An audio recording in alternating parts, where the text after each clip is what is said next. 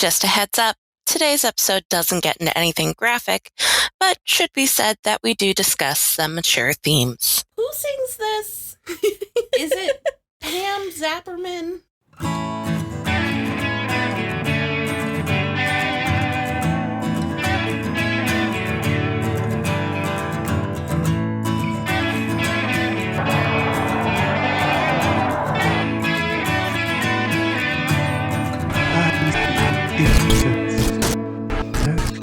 Hi, everybody, and welcome to the podcast. The book isn't necessarily better from the Community Library Network in North Idaho. I'm Mikayla. And I'm Roxanne. And today we're talking about, well, actually, before we talk about the thing we're going to talk about, we want to enlist your help real quick. Help. We've been trying to come up with a tagline for this podcast. We need a smoother way of ending our episodes instead of saying, like, bye. Yeah. Or see you next time. We don't see you ever. Something nice and lovely that we can say to you upon parting that will make you excited for the next episode, give you a feeling of closure, you know, do all of the necessary emotional heavy lifting. Without us just saying, and remember, the book isn't necessarily better. Yeah, because we're awkward, but we don't want to be corny. So See, I think I'm more corny than awkward in general. I buy that. And I am the reverse. Yeah. Podcast at communitylibrary.net. We would love some suggestions about how to close the show out. Please, we need help. Today we're talking about a subject very near and dear to my heart. We're going to try and talk about many of the characters in the Sherlock Holmes universe, but it's a big universe. There's a lot to talk about. So we are going to start tackling this one character at a time. It is so big, in fact, did you know? How big is it? That Sherlock Holmes is the most portrayed literary fictional character on film. Wow, I did not know that. And I love that fact because I won a trivia contest by knowing that. Oh man, we should recruit trivia teams from our listeners. Oh my gosh. Oh, I need people who are good at sports. Oh yeah, we're also bad at that. Because clearly we have the English and history down, but sport people help. Mm-hmm. Yeah. We also go to a trivia where they play music and you have to identify. Those are the worst. I know, from like 10 seconds of a song. I'm bad at it. I don't listen really to bad. contemporary music. So if any of you out there do, I need you on my trivia team. It's like how I want you to tell me seriously what the deal is with why Voldemort hates Harry, and I know I could Google it, but I want you to tell me, and you won't. Okay, we'll have to do a special edition podcast Like a where I mini-sode. just explain Harry Potter and Voldemort to you. I am so excited about that. I do. Okay, look out for the mini-sode coming soon.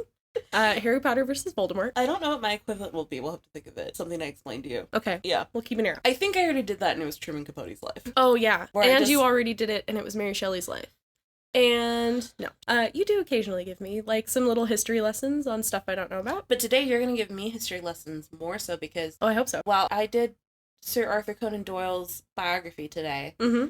I'm enlisting your help because this is definitely where you have been a long-term fan. And I actually had never read a Sherlock Holmes story. I think that's so crazy. I'm so glad you finally have, though. Yeah, I just had never actually gotten around to reading one. And so today Okay. we are focusing on Sherlock Holmes, and we're hoping to make this a series. Like, we're going to do Shakespeare in the future again. We're going to do Sherlock Holmes in the future. So we're just going to focus on specific aspects today. Mm-hmm. And what we're focusing on today is specifically the story A Scandal in Bohemia, which came out in 1891, and the character of Irene Adler. Mm-hmm. Now, before we do, I'm going to go through the biography of Sir Arthur Conan Doyle, the creator of Sherlock Holmes, and Mikayla, jump in with all your fun did you knows. Okay. All right. My first fun, did you know, and I actually see it in your notes, so never mind, but his middle name is Ignatius. I know, I love that. It's so good. So, Arthur Ignatius Conan Doyle was born on May 22nd, 1859, in Scotland? I wasn't even going to try. I feel like I'm going to... Edinburgh? Sure. Okay, if I'm mispronouncing that, I'm sorry. Edinburgh. And yeah, Edinburgh, Scotland. Doyles were a prosperous Irish Catholic family. And, okay, first discrepancy. One place I saw that he had there's 7 kids, and one place there was 10 kids. Yeah, I actually don't know how many kids there were. There were between 7 and 10 children. It's what I found. I can't believe I don't know this. Okay, but he was the second of between 7 and 10 children. But unfortunately, this seems to be a recurring theme. Mm-hmm. His dad was an alcoholic. Mm. And it was really sad. Eventually, he had to be institutionalized. Yeah. With Arthur Conan Doyle having to sign the papers that... Admittance papers? I guess. Yeah. committal papers. Okay. Because we used to commit people to asylums instead of... If they, like, looked at you funny. Yeah. Or having a bad hair day. Yeah. Oh, man. I'm reading, at the moment, The Heart is a Lonely Hunter by Carson McCullers, which we talked about briefly when we talked about Truman Capote. But in that, there's a man who is committed to an institution simply for the fact that he can't speak. He is deaf and mute. Yes. And his cousin basically doesn't want to take care of him, and so he commits him to an institution. Yikes. Yeah. But it's a fabulous book. You should pick it up. All right. And they made a movie of it in the 60s. But yeah, so his dad was alcoholic, had to be institutionalized. Anything else about his childhood before we move on to his education? Nope. I'm much more interested in his adult life. Okay. Way cool. Sounds like he was close to his family. Mm-hmm. And his brothers were also successful as well. So Arthur, he went to medical school at the University of Edinburgh, where he met a huge influence on his life. Dr. Joseph Bell. And he was one of his professors of medicine, and he was amazing at observation, deduction, and minute detail about people. So, obviously, he was a huge inspiration for Sherlock Holmes. In fact, did he dedicate his book, The Adventures of Sherlock Holmes, to Dr. Bell? I believe he did. And put his address, too, which was weird. That was like a thing Yeah, back in he's the like, day. To Dr. Joseph Bell at 2nd Crescent Street, Oh, I was going to Edinburgh. say 221B Baker Street, just for fun, Yeah. but... He graduates medical school in 1881. He joined a ship and became a doctor aboard the ship. He did a lot of weird doctory things. He was very adventurous. Yes. Real quick, before he graduated, this is just a real fun fact. He published his first story in 1879, and he also published his first academic article in 1879. He published actually a lot of, like, academic papers.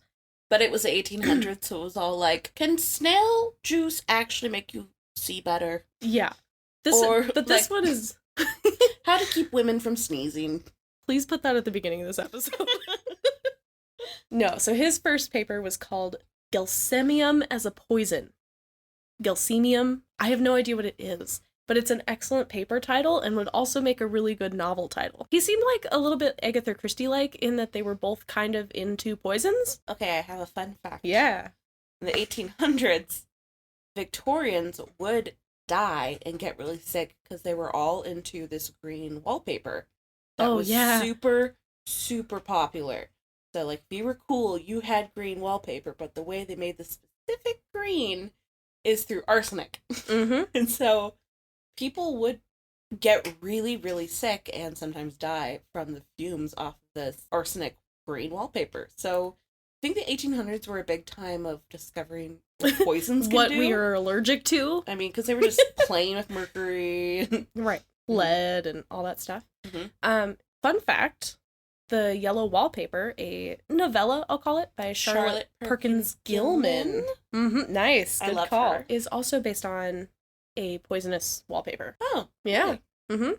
Mm-hmm. Big shout out to our coworker, Nathan Hansen, Oh, yeah. who has his own podcast called Stories, Tales, Myths, and Legends, and he reads Yellow Wallpaper. So check that out. Nice. But yeah, so they were really into poisons in the 1800s, so it doesn't surprise me. She's like the queen of poisons, Agatha Christie is. Mm. Supposedly because she was a nurse, but actually because she was just a really intense, weirdo indoor kid who liked poisons. Not like to poison people, but just as like an academic study she's question mark. True crime kid. Yeah, exactly. Like the original true crime kid. Yeah. Except for Arthur Conan Doyle. So, he's adventurous. Tell me a little bit more about, like, his midlife. Well, he gets married in 1885 to Louise Hawkins, who's also called Tui. She's cute. It's cute. They had 2 children together, and he loved being a dad. He said that his greatest achievement in life was when his son was born. Oh. It's sweet, but it's like, you already had a daughter. Oh, the kid. That was his second kid? Oh, no. Yeah. Oh, no. Yeah, he had a girl, and when his little Arthur. boy was born, he's like, this, my life, greatest achievement. Oh, no. But he loved being a dad. Okay. Yeah, he loved his family. And at this point, he is trying to, at various points, is trying to set up private medical practices, Mhm. but he's not very good at it. He tries going into business or Yep. partnership with another medical student he had studied with, and that didn't work out. He tried to be an ophthalmologist? Yeah, that study. Eye doctor? That didn't work out. No, he tried to have his own practice, and he said that not a single patient ever came to his door. But it gave him a lot of time to write. So, When he was waiting for patients, he would just write. consulting detective. I was trying to think of like a word that was like detective, but not. As a consulting doctor, he was not consulted often. He was not. Sad. Okay, so here's some fun facts about his midlife. Okay. We've mentioned him before, surprisingly, because he was very good friends with J.M. Barrie, who wrote Peter Pan. Oh, I forgot that. Yeah. So he actually collaborated with J.M. Barrie on a libretto for Jane Annie, which is a musical play, Okay. right? They did one together, which is kind of cool. That's awesome. He was once on a cricket team with J.M. Barrie, P.G. Wodehouse, and A.A. Milne of Winnie the Pooh fame. Wait, and what did Wodehouse write? He wrote the Jeeves novels. Oh, okay. They're mystery novels as well. Like the Butler did it? Yeah. Okay. Well, I think he is a butler. I've never actually read any of them, but it's Jeeves, and I think that's where all the Ask Jeeves and stuff come from. Yeah. So yeah, he was super sporty. Was on apparently really fun. Yeah, just like a larger than life sort of like bro-y guy. Had a great mustache. Yes, he did. In 1887, he wrote his first Sherlock Holmes story, A Study in Scarlet, and it was published in Beaton's Christmas Annual. So Beaton's was like a family magazine, like a Saturday night companion. Saturday Evening Post. Oh, okay. I was like, yeah. Okay. I was thinking of Prairie Home Companion, and then I said, right. Yeah. It was sort of like a Saturday Evening Post. But yeah, they'd have this like once a year Christmas Annual in 1887, but he didn't get famous until he started writing his short stories. So his first short story, which is what I'm talking about today, is Scandal in Bohemia, and that came out in 1891. And he also, around this time, once he was famous, met Oscar Wilde at a dinner with a publisher. Excellent. And out of this dinner, Oscar Wilde was commissioned for a portrait of Dorian Gray. Oh, I didn't know that was commissioned. Yeah, and we're not talking about he was commissioned to paint the portrait. No. He was commissioned to write a portrait of Dorian Gray. Okay. And at the same dinner, Doyle was commissioned to write The Sign of Four. Oh, cool. Yeah. That must have been a real good dinner for everybody. I know. I wonder what they had. Right? Also, Oscar Wilde is my historical best friend I would want to have. Yeah. He'd be so fun. He would. Maybe a little exhausting, but I fun. think so. I once worked on The Importance of Being Earnest and put it on at a local theater, and that was like the most fun I've ever had doing theater. It's the wittiest, funniest. He's hilarious. Play. I love so Oscar good. Wilde. My favorite Oscar Wilde quote, this is totally Go off, for it. but my favorite Oscar Wilde quote is, if you want to tell people the truth, make them laugh, otherwise they'll kill you. Right. Oh, the man. The myth. The legend. Oscar Wilde of it all. So I was surprised to learn that he only wrote his first go-through of Sherlock Holmes stories for like 2 years before he got sick of it, and he killed off Sherlock. He was real sick of him. Why was he so sick of him? I think it's just one of those things, like, you have so many things that you want to offer people. He was writing so many other things. Yeah, it seemed like he had a ton of interests. Yeah, and so I think that he was like, I have more to offer than just this character, but everybody was like, oh, that's great, tell me about Sherlock. Getting typecasted, basically. Yes. And so he wanted to kill him off so we would never have to worry about him again, like, to ward off the question of like, oh, what's Sherlock doing these days? He's dead. Exactly. He went out for cigarettes and never came back. Exactly. So yes, he kills him off in the Mystery of Reichenbach. In a fight with Dr. Moriarty, his arch nemesis. Right. And his mom actually wrote him a letter that said, please, please, please don't kill Sherlock. I don't want you to. People were horrified. Yeah. But eventually he realized that that was his real moneymaker and undeaded Sherlock. Well, did he undead him or... It's confusing as to the timeline, yes. What I read is that he would just set his stories before his death. Yes. Which is pretty smart. It's pretty smart, but there's also some question about whether that timeline is accurate or not. Because sometimes it seems like it is, but sometimes it seems like time has moved on. That's the problem when you write 56 short stories about one detective. Would you call this retconning? Yeah, a little bit. Early version of retconning. Yeah. Yeah. Rumors of my death. Or highly exaggerated. Yeah. Yeah. For sure.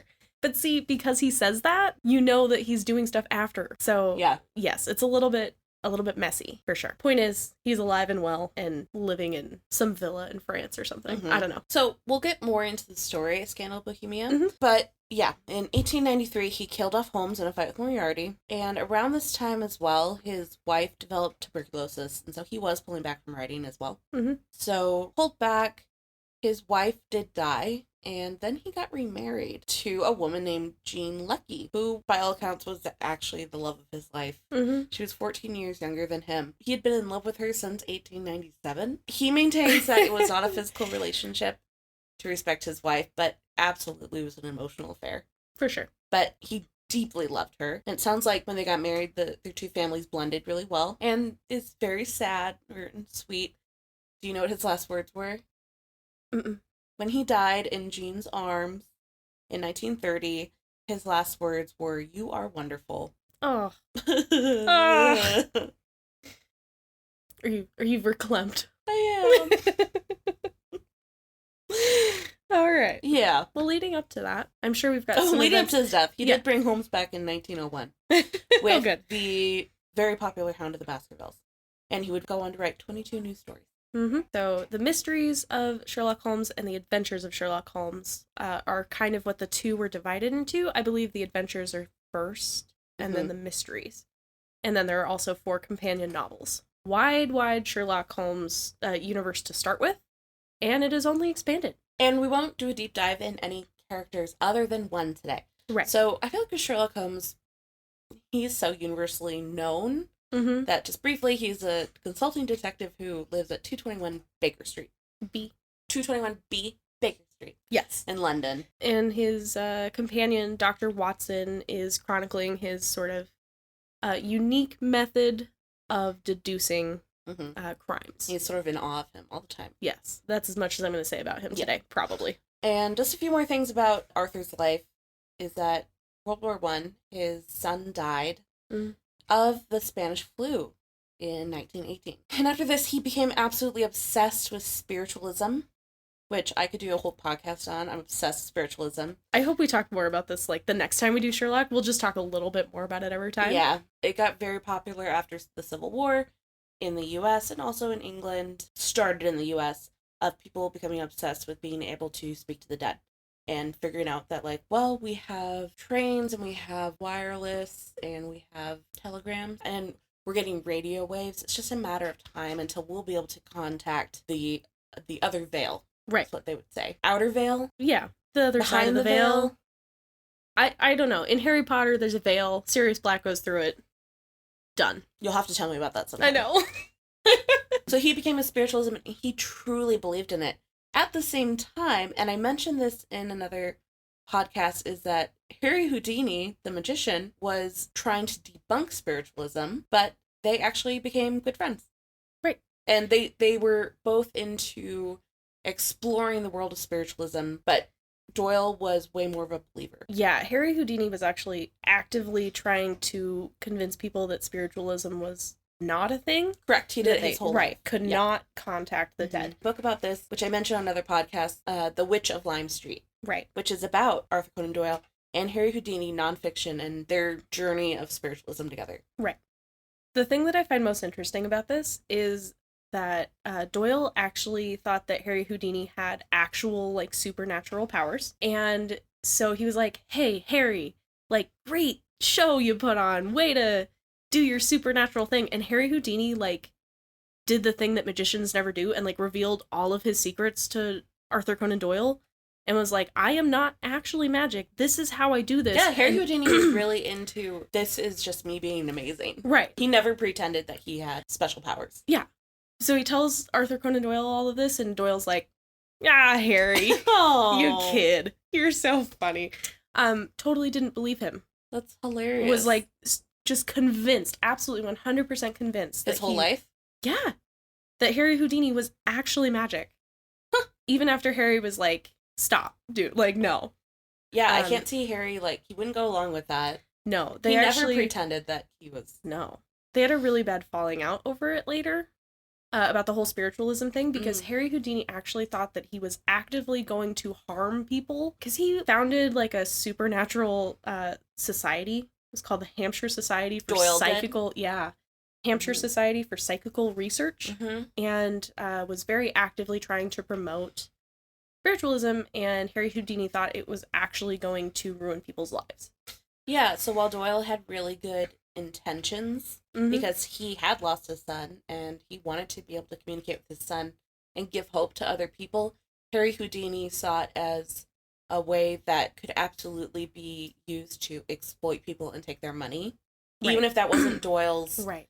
intention, but other spiritualists, would take other people's money and say, oh, your dead brother's telling you this. So here's a few, this isn't the focus of this, but I think it's interesting because Arthur Conan Doyle himself is so interesting that he has been portrayed many a time in film. And so here's a few of my fun ones. Alfred Molina plays him in Drunk History. I know. Oh, Right? wow. Peter Cushing plays him in The Great Houdini. Who's Peter Cushing? Peter Cushing. He's an old actor.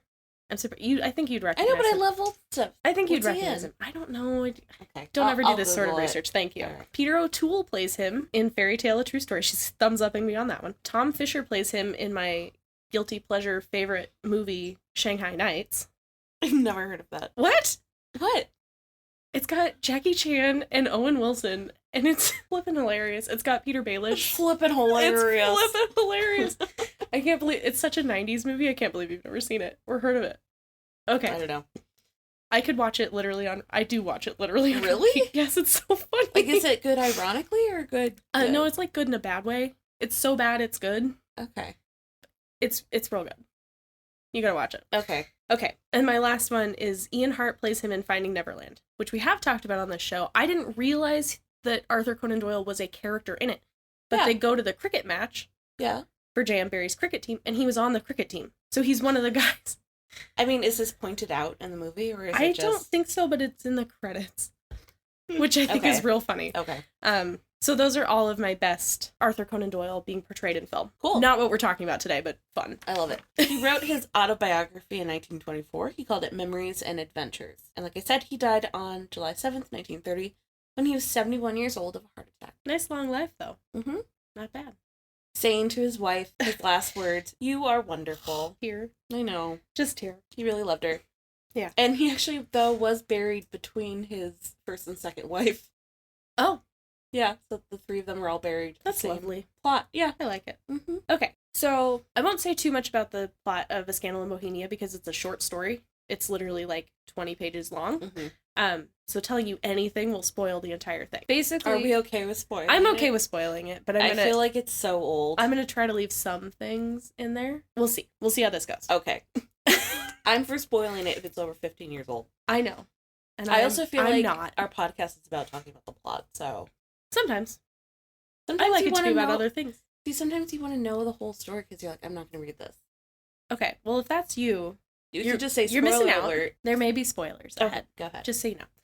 Okay, A Scandal in Bohemia is, like we said, the first Sherlock Holmes short story. And it begins with one of, like, the greatest introductions of all time. I'm just going to read you a little bit of it. To Sherlock Holmes, she is always the woman. And the is in italics. So you have to say the and not the. She is always the woman. I have seldom heard him mention her under any other name. In his eyes, she eclipses and predominates the whole of her sex. It was not that he felt any emotion akin to love for Irene Adler. All emotions, and that one particularly, were abhorrent to his cold, precise, but admirably balanced mind. And remind you, this is John Watson talking, Mm-hmm. which I love their relationship. So, Mm-hmm. anyway, his admirably balanced mind, blah, blah, blah. And yet there was but one woman to him, and that woman was the late Irene Adler of dubious and questionable memory. I skipped a few sentences in there, but it is a fantastic paragraph Mm-hmm. that immediately tells you that Sherlock Holmes runs entirely on his reptile brain. There is no love, no emotion. Cold reasoning is all he's got. It also really quickly sets up Watson's admiration, just deep admiration for him. And it gets to the point where later on Sherlock Holmes says he's only ever been bested 4 times, and one of them by a woman. And this is probably the case he's talking about with the woman. Again, the timeline is a little bit messy, So he might actually have been bested twice by a woman. We don't know. But it's probably Irene Adler he's talking about. Sherlock Holmes is consulted by the King of Bohemia. Which is basically Czechoslovakia. Yeah, now it's the part of the Czech Republic, right? Mm-hmm. But it used to be an independent kingdom. When Conan Doyle was writing this, I think it was an independent kingdom. The King of Bohemia has been romantically involved with a woman named Irene Adler. She has a compromising photograph of them, and he wants to get married. And it's not even that it's like a sexy photograph. Right. They're just in a photograph. They just sat for a portrait together. Yes. But we'll talk about this. Probably that's the case, right? So he's trying to get married. He knows that his wife's family, who's another royal family in Europe, will not let him get married if they find out about his sordid past. And so he wants the photograph back. And Irene has said that she will mail it to them the day that he announces their engagement. So he wants Sherlock Holmes to get this photograph back for him. And the plot goes from there. And Sherlock's like, well, okay, we tried to get, he's like, oh yeah, I've burgled her home. Oh yeah. I've had her stopped at checkpoints. Right. And like searched her person. Uh-huh. So like he's been harassing her to get this back. I didn't really think about that. Yeah. And she's described as an quote-unquote adventurous, which could be interpreted a couple different ways. Yeah, so I found some evidence to suggest that at the time, adventurous was slang for courtesan. Mm-hmm. That's what I thought too. Yeah, so she's a well-known adventuress is how they describe her. Audrey Niffenegger, she wrote the... Great name. The Time Traveler's Wife. Okay. Has a graphic novel out called The Adventuress, which I have read it, but I forgot what it was about, and now I want to know if it has any connection. Mm-hmm. So I'm going to have to go back and reread. Anywho, so yes, she might be a courtesan. It's never really specifically explained. Mind you, this is in the late 1800s. Decorum still prevails. So possibly, yes, this is just a normal portrait of them, but later stories often take it in a much different direction. I'll let you use your imagination. Yeah, well, we'll see in adaptations that they change the meaning of this, but in the 1890s, it would have just been enough to prove that they had a relationship, that they sat for a portrait together. Yeah. The funniest thing about it, Sherlock goes, well, does she have any letters from you? And he's like, no. He's like, does she have any, like, proof that you guys know each other? And he's like, well, just the picture. And Sherlock's like, picture schmicture, like, nobody cares. And he's like, well, we're in it together. And Sherlock is like, you're in it together. I know. Clutching his pearls. Oh my gosh. It's great. He's like, well, that is just the most compromising thing that could possibly happen. Well, because if you think about it, if you wanted to photograph somebody else, you had to hire a photographer and like go to their studio, and you had to really mean it. Yeah. It's just so funny because he's like, everything else can be explained by forgery and theft, but the fact that you two are in a picture together is incontrovertible evidence. Oh, he's like, you're up a creek, man. Yeah, it's pretty funny in a very old-fashioned way. So, actually, the interesting thing, this is why I want to talk about Irene Adler first, because she's in the first story, but also because she's only in this story. I know, and she looms large in the canon. Yes, which I think is crazy. They mention her several other times in other stories, 2 or 3 of them, but she's never seen again in anything that Doyle writes. And she's honestly not even in A Scandal in Bohemia that much. No. She's mostly described secondhand, being a very attractive and very intelligent woman. That's pretty much it. That's almost all you get. I think she only talks to him one time. And she's special because she outsmarted Sherlock. Right. So he essentially goes through this ruse to go in, and the big Sherlockian it's a great word thing about this all is he's like, I'm gonna get that photo, and John's like, he's like, I'm gonna get her to show me because I'm going to fake a fire. This is really smart. I'm gonna fake a fire. Anyone who's running from a fire is going to go towards the thing they want most. He says if it's a woman, they'll go for their baby. Okay. But since she doesn't have a baby, she'll look for her most prized possession, which is that photo. Good. I was going to stop you because he specifically says he has used this several times specifically against women in the story. Like, he's a bit of a misogynist. He's a bit of a misogynist. Because he definitely says, I've used this several times to great effect against other women because the woman will go for her baby. If she doesn't have a baby, she'll go for, like, the next most important thing. I forget what he says it is, but it's also something very, like, domestic and traditionally womanly. And he goes, but she'll go for the photograph because that's the most important thing in the world to her. Hilarious. Which is genius. I mean, yeah, it's not wrong. I just wish that he had said anybody will go for the thing that they think is most important. Anyway. So he gets in her house by, like, pretending to be sort of like a common man. He stages a fight. And then she takes him into the house, and then he has Watson, like, throw in, like, a smoke bomb or something along those lines. So she thinks it's self-starting smoke. Yeah, and she looks towards where the photo is. She knew to be on the lookout for Sherlock Holmes, even though she didn't know what he looked like. Yeah. So she realizes, like, seconds after she just looks at the place where the photograph is, you guys. Like, I wouldn't notice that because I'm me, and I'm not super observant. She realizes she's betrayed herself somehow, like, immediately. Sherlock is going to go back the next day and get the photograph, and by the time he gets there, she is gone. She has absconded with the photograph. She says, hey, I knew it was you, but I'm not going to do anything with the photograph. Don't worry about it. Because she's just gotten married, and Sherlock was, like, a witness at their wedding. It's a whole, like, weird thing. And then the King of Bohemia is like, oh, she said she's not going to do it. She's a woman of her word. Fine. I'm not worried about getting the photograph back anymore. I know. It was that she's happily married, so she has no reason. Right, she has no reason. But she wants to hold on to the photo because it's for her own protection, she says. Which, to be fair, the King of Bohemia sounds like a pretty scoundrelly sort of dude. He does, yeah. So I get it. Like, but I just think it's funny that he's like, oh, okay, she said it, I'm good. No need to worry about it anymore. There's no lead up to this before. That I think it's now that she... Right, now that she is married. Happily married. The whole thing is kind of funny. I think it's pretty funny that she's only in it, like, so little. Like I said, it's a 20-page story at most. She talks to Sherlock twice, in fact, I guess. One time she says, hi, Sherlock, on the sidewalk. And that's, like, their whole interaction. Yeah. But she has sparked this, like, crazy... Like, you cannot do a Sherlock Holmes adaptation without running into Irene Adler. No, you can't. Well, because she's the only... Besides Watson's wife, who is... I love her. Yeah, she's fine. It depends on what you're watching. Yeah, it totally depends on the adaptation. She could be bland or awesome. Have agency, yeah. Watch the BBC Sherlock. She's excellent. Oh, okay. Yeah. Well. She's real good in it. So, I mean, do you want to jump in to how she's been portrayed otherwise? Other places? Yeah. I'd like to start with Biography of Irene Adler. Oh, okay. So what's cool about her is that she is an American.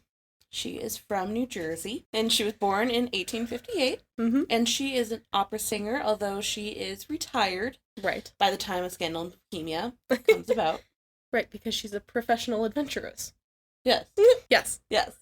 But also, during this time, actresses and opera singers were often associated with sex workers. Often. A huge difference in the book is that she's not a love interest.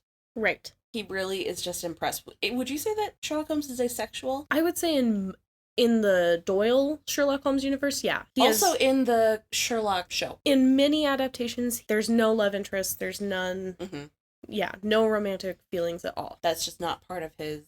Yeah, it's not what it's about, more or less. It's superfluous to the mystery. In adaptations, they love to play with this ambiguity. Yeah, okay. I buy that. But at least in this story, nope, it is not about romance.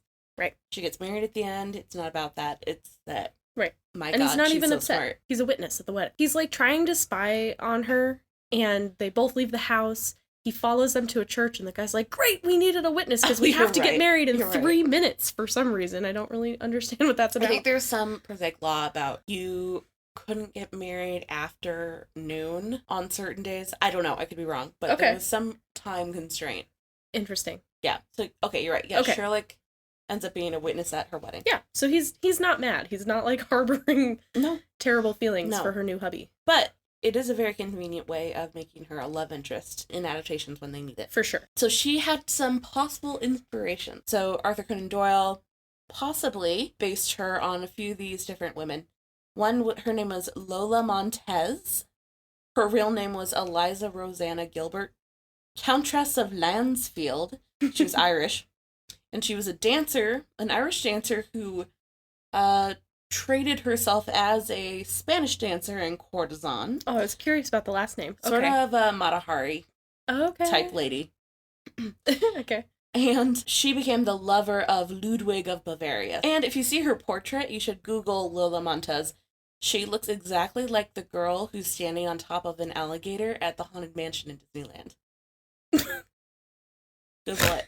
Okay, excellent fun fact. I'm sure if you Google it, you will know the picture I'm talking about. It's a girl holding a parasol. Okay. I'll do it after this. You look so skeptical. I'm so skeptical. Another person that she was possibly inspired from was Lily Langtry, who was a very famous actress. She was considered the most beautiful woman of the day. She was called the Jersey Lily, but she was from Jersey, England. Also, if you've ever seen the series Selfridge, which stars Jeremy Piven as the London department store owner, she is in it as one of his lovers. But she was like famous of the famous. Right. Beautiful woman. Yeah. And who is her famous lover? Her very famous lover was, well, he was Prince Edward at the time. Right. Prince of Wales. So Queen Victoria's son, who was quite the womanizer. It was sort of a Marilyn Monroe JFK thing. Okay. That's the best way to compare it, I guess. That's a good American comparison. Yeah. Another inspiration, Ludmilla Stubble. So all L names. Yeah, I thought that too. Ludmilla Stubble, lover and wife, and then wife of Archduke Johann Salvator of Austria. So just another famous socialite lady. Yeah. There's lots of beautiful adventuresses to base her character on. And let's talk now about, different adaptations. Okay. And did we ever finish how she actually outsmarted Sherlock Holmes? By dressing up like a boy? Oh, we kind of mentioned it. When she goes by on the street and says, "Hi, Sherlock," real quickly, she has dressed herself as a man, and she says, "I have extensive background in theater and dressing myself as a man," because you can't dress as a man. Yeah. Scandalous. So it's because of her theater background. And she also knew what a bad actor he was. Yeah. She was like, I saw that you were acting. Right. Because I'm an actress. Which is funny because literally everybody else, like, nobody else ever sees through his acting. You know what this makes me think of? It's a chameleon. Huh? Do you like Arrested Development? I've never seen it.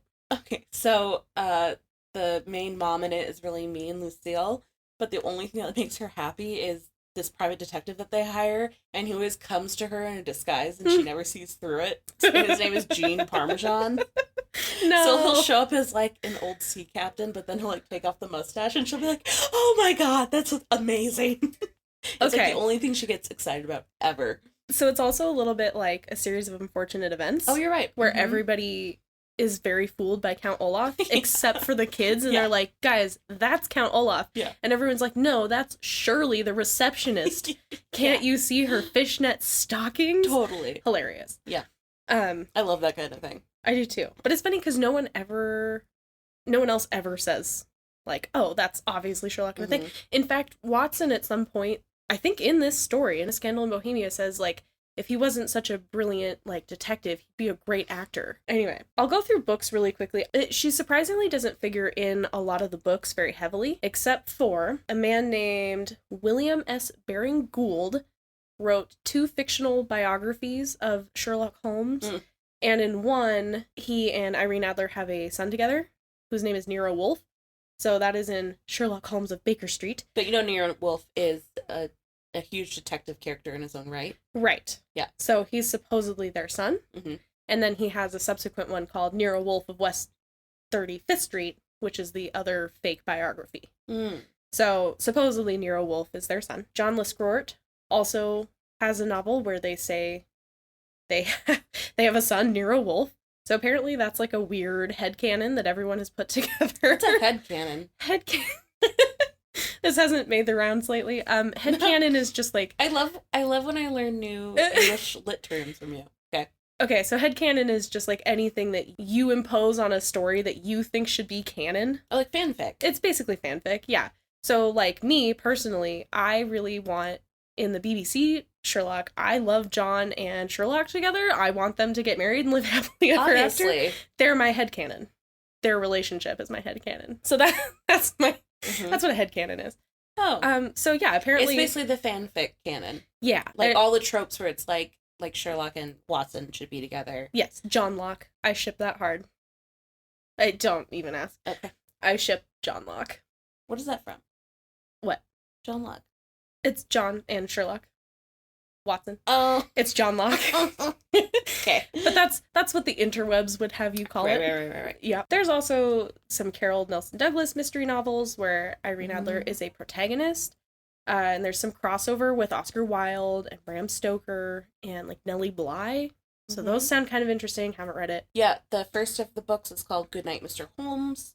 She also has a 1993 book called The Canary Trainer, where Irene encounters Holmes during his 3-year quote-unquote death. So, yeah, this is like super deep meta, and he's working as a violinist in the Paris Opera House, and Irene asks him to help her protect her friend and unofficial protege, Christine Daae, from the opera ghost. Oh, from the Phantom of the Opera. Yeah, so this excellent. is really deep. That's a lot of headcanons. And actually, I'm not sure if that's Carol Douglas, but it is a 1993 called The Canary Trainer. I definitely read that too, about the Christine Daae, so I think that is right. The last two I'll mention, in 2009, Laurie King, who I've never actually read any of her books, but I always, when I'm shelving Stephen King, she's right next to him, and then Lily King, and then Stephen King, and I really love Lily King. And then do you get annoyed too if it's just by King, and then somebody like didn't see that it was that Stephen and Laurie like were all mixed in, and that should be separate by anyway. Their books look really similar, so I get it. Not blaming anybody. Human error. But if you're reshelving your own books, you happen to see the ones Laurie King. Also, don't reshelve your own books. We'll do it. Bring them to us. We'll do it. That's fine.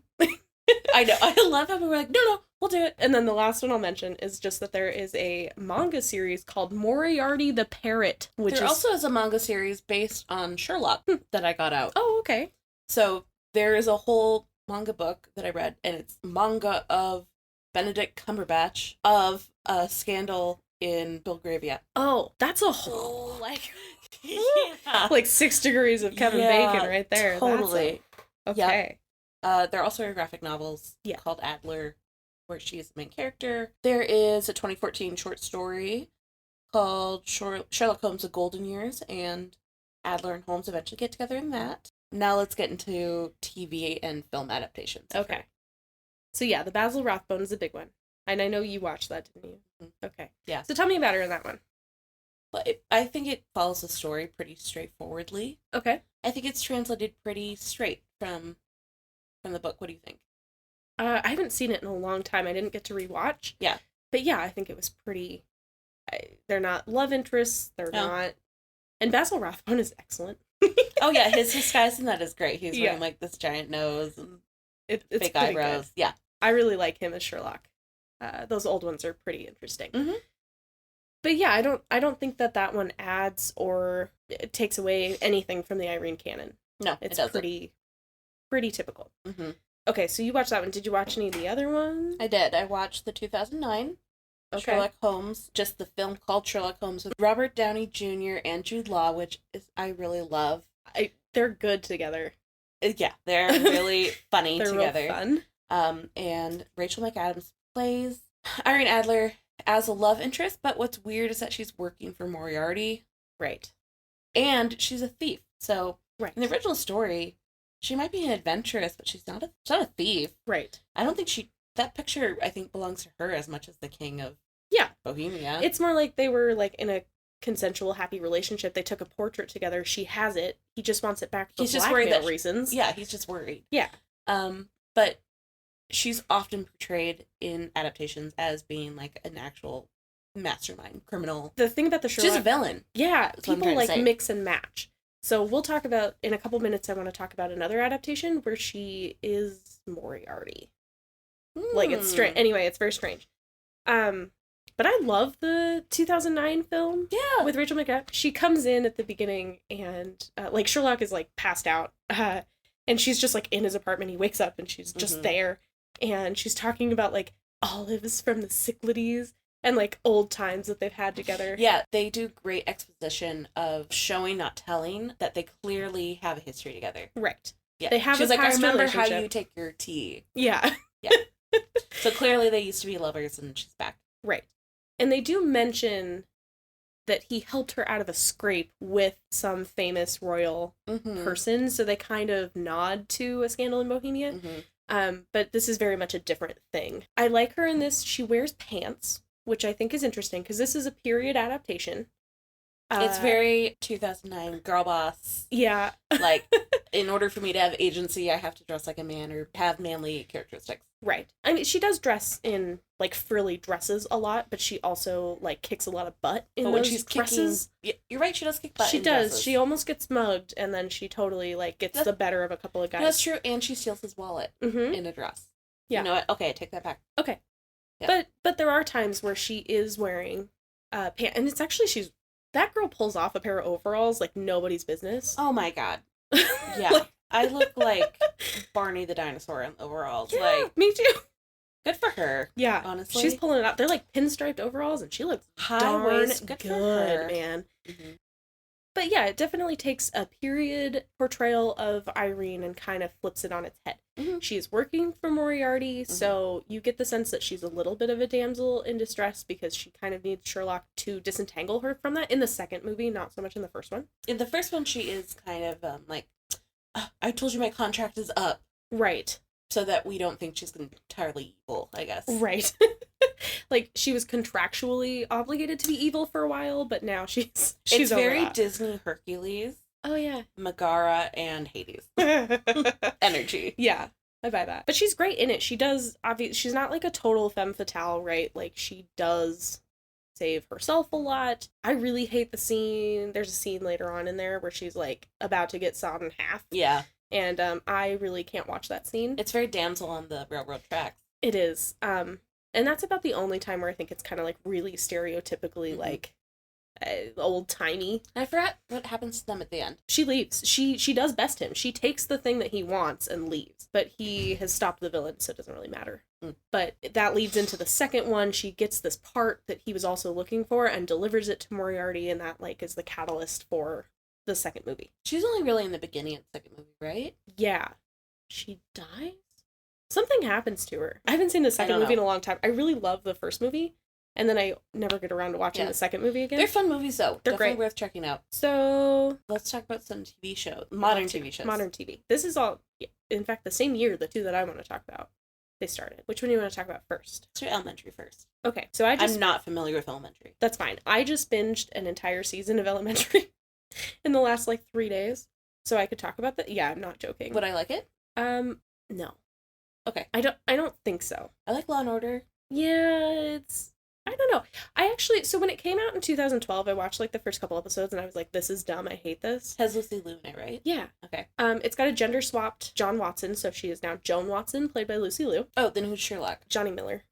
Oh, so it's still a man So it's still a man Sherlock. Okay. They just gender-swap Watson. Okay. And when I watched it in 2012, I hated it.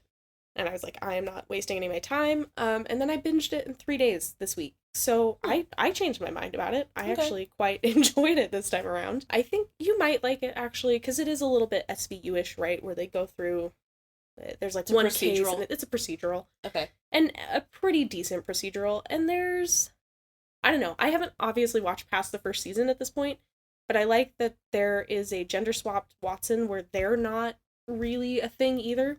Like, they live together, but they're, like, roommates. She's his sober companion. I mean, it's like SVU, Benson, and Stabler.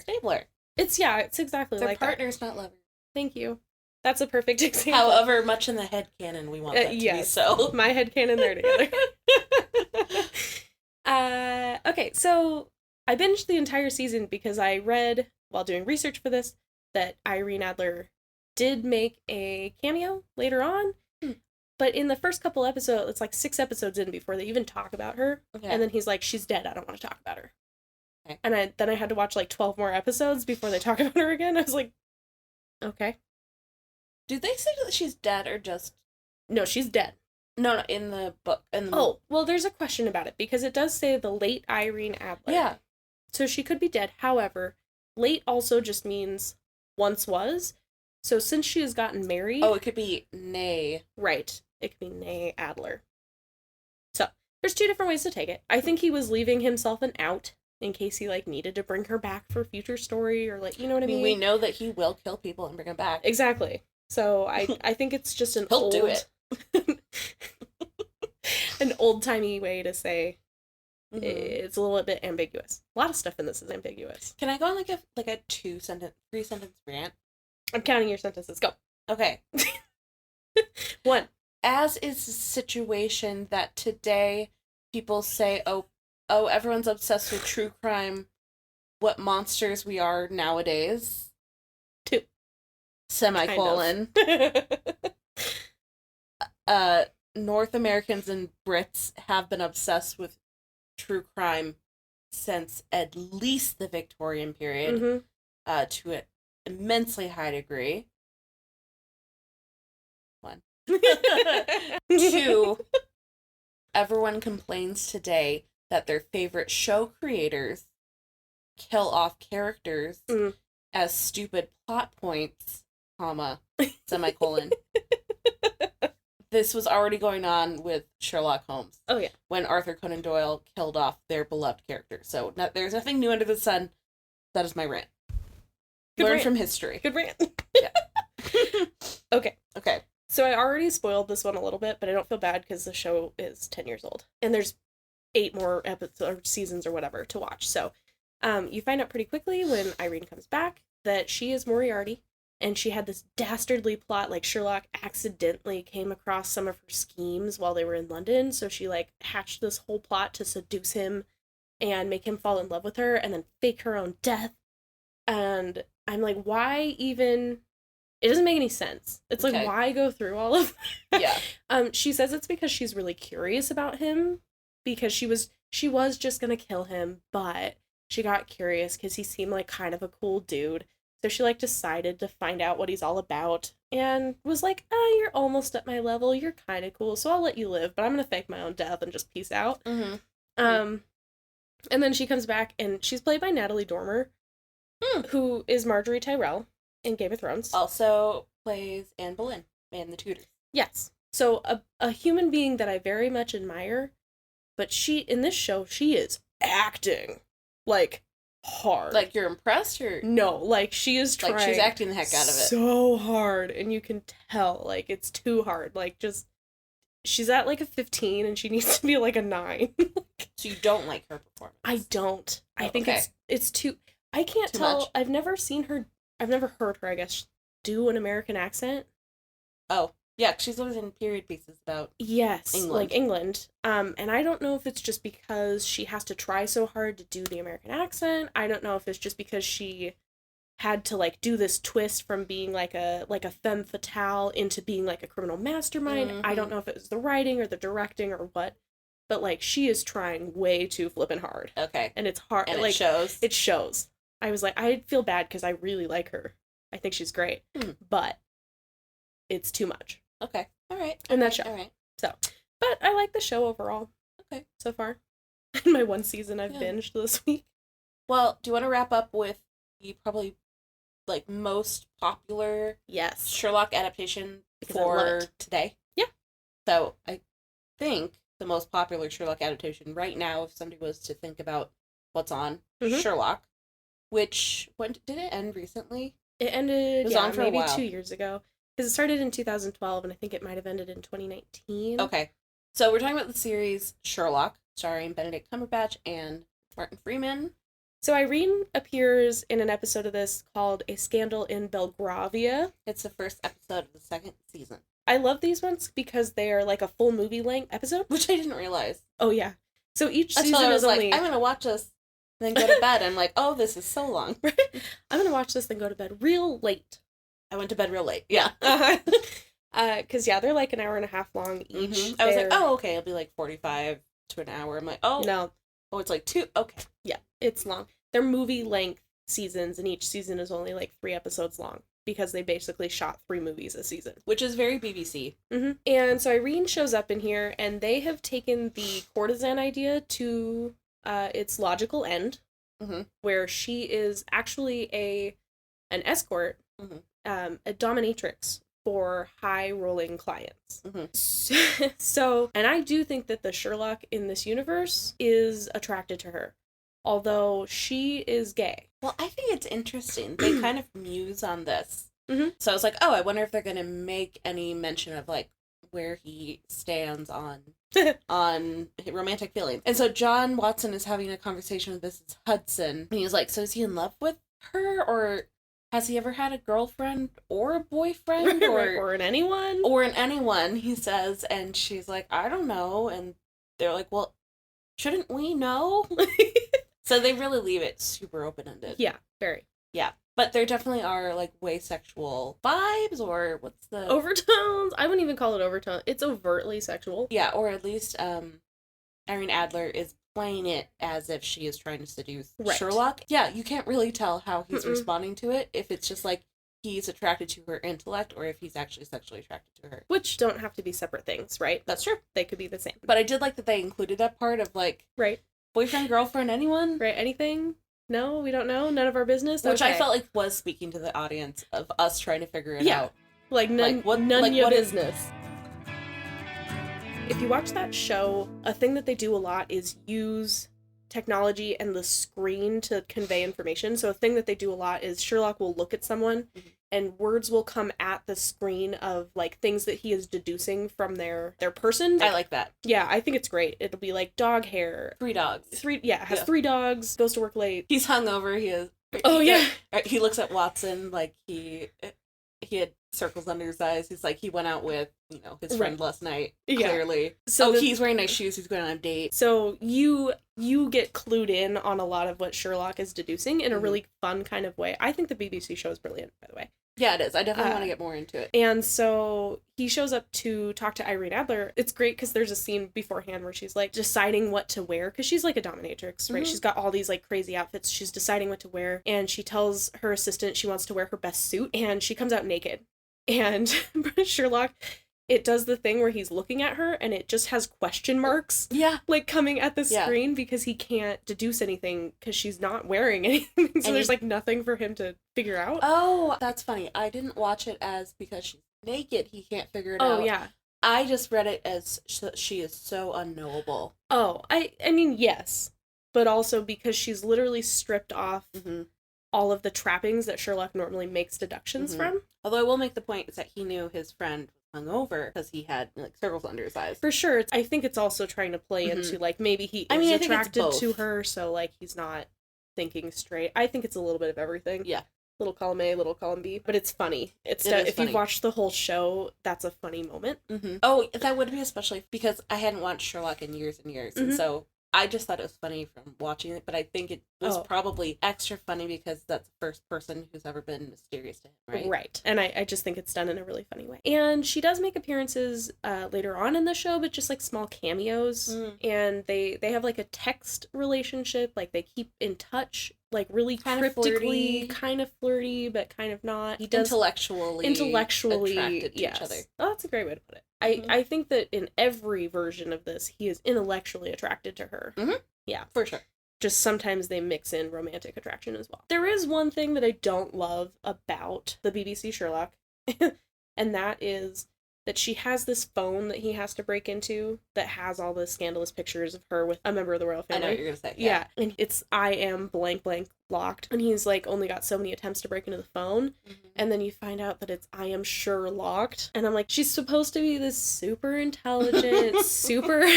And it's like it's like a escape room level puzzle. Yeah, it's basically that. So that kind of bums me out. It's funny. I definitely do have a shirt that says I am Sherlock. I'm not gonna lie to you. Do you really? I really do. I mean, I'm saying this while wearing what am I wearing right now? Roxanne is wearing a really cute shirt that has a ghost with a book and it says books. Which I think is great. It's festive. It's October 28th right now. Yeah, not while you're listening to this, but while we're talking about this. Yeah, hello from the past. So, I do love the BBC Sherlock. I like Irene Adler in it for the most part. Yeah. But she's definitely a criminal mastermind. But not working for anyone else. She's working for herself. Oh, yeah, she works for... Irene works for Irene, man. And she works it. So that's one of my favorite adaptations. I think it's wonderful. Yeah. And worth like 25 watches. Yeah, I want to watch it again. It's just, I mean, I want to get completely into the show. Yeah. How many seasons are there? Like 8? No. There's like 3 plus like a movie. Oh. I did see the movie in the theater. Binge. That's 9 movies, dude. 10 movies? That's like 20 hours of your life. It's still a decent amount of time. Considering how much I watch for Nancy Drew and for Frankenstein, clearly I'm up to the task. Yeah, you definitely could do it. Well, this was super fun. It was. You will notice, again, we did not talk at all about Watson. We didn't talk about Moriarty hardly at all because we want to save them for future episodes. Yeah. Specifically because our past guest Nathan loves Moriarty, and so I'd love to hear his take on some of those. Right. But yeah, this was about Irene. I do just want to mention that I am such a big Sherlock Holmes fan, and such a fan of puns, which I know Roxanne just absolutely abhors, that my cat's name is Sherlock Holmes. Okay, that's cute. I'm a big Sherlockian fan. So just a couple of fun things. Like I said, he is the most adapted fictional literary character on film. The reason I'm being so specific about this is because I told Nathan that I had won this trivia contest and he was very skeptical because I said just adapted character. But I want to confirm it's adapted to film, and that actually makes sense. That does. Because if you think about it, then like Greek mythology would obviously overshadow everything. Right. Yeah, like Hercules or would. Yeah, all those. If we're talking about plays. Anyway, Sherlock is obviously very loved, and there are some museums that you can go to where you can go see his study. We haven't even gotten into his drug use. No, because we'll save that for the Sherlock episode of Sherlock. But yeah, you can visit some different places, like University of Minnesota, where I went, has a huge collection of Sherlock Holmes materials, and you can go visit the Sherlock Holmes room. There's museums all over the world. There's a Sherlock Holmes pub in London I would love to visit sometime. So, yeah, I would love to do more in this series. Yeah, me too. I'm excited about it. Do you have any other fun facts?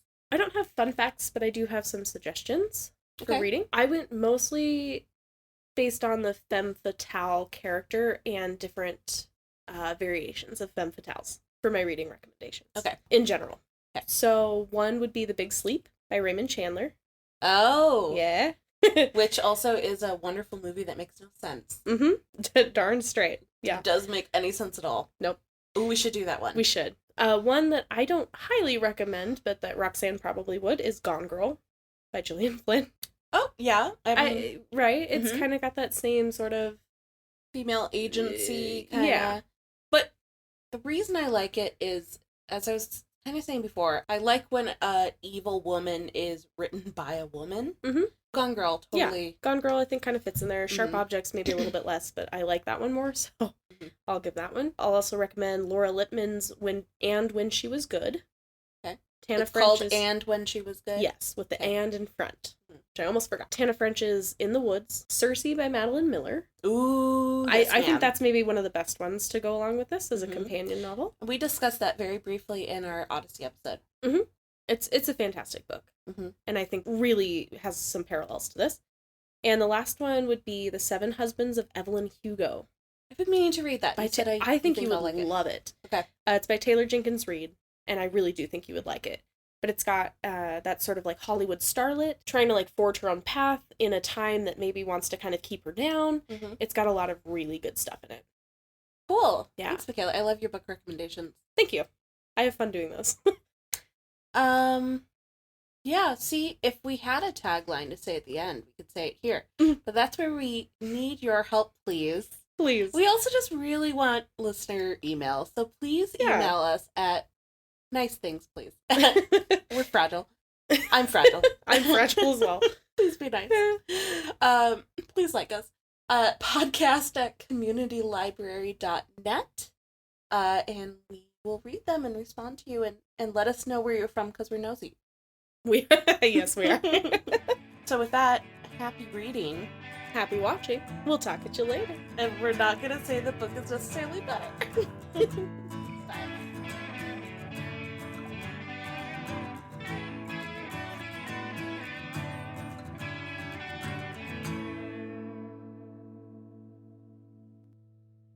Yeah, I was going to say, I don't think I'm awkward. Am I awkward? No, it's just me, but I like to pretend that people are in my same boat. I'm very corny and enthusiastic.